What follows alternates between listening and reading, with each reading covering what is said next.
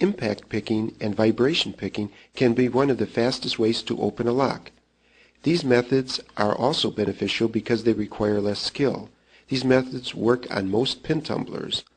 Law enforcement officers or other professionals who must open locks in emergencies when time is critical will use this method. They may often have other issues to worry about and do not have the time or inclination to learn the more subtle aspects of the art of lockpicking. You can generally pick up the right tool and use it effectively after some experimentation. Experience is still very important for you to have the right touch. These tools do require, though, a lock that is susceptible to these methods. You will need to have an appropriate pick gun. This is a tool you hold in one hand that usually has a lever or trigger that you squeeze with your fingers to provide a vibrating or snapping action. Remember that you still need to use a torque wrench with these devices. Place the pick gun all the way into the keyway.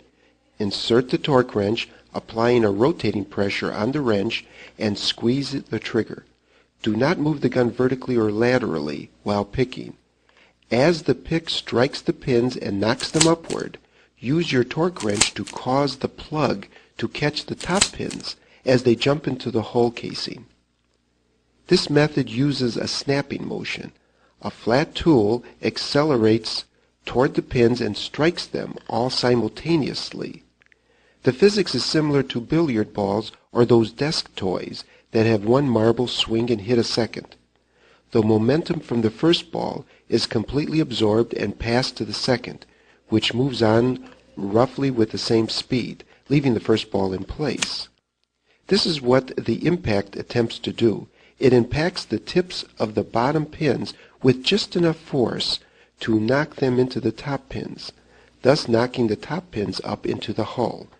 The lower pins themselves hopefully stay down, because they imparted all of their energy into the top pins.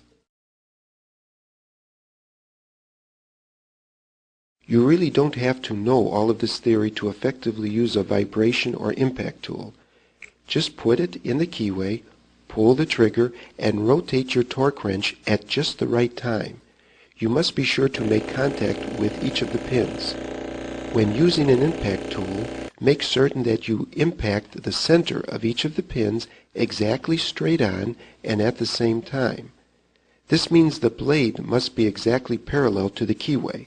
Some tools have angled blades to allow holding the tool at an angle if space is tight. These will require a bit more practice to ensure that the blade is always parallel and strikes all pins simultaneously. Different locks will require a different amount of force for their pins to bounce properly. The locks must also be in good working order. If the lock is dirty, the pins may be unable to bounce freely inside their chambers.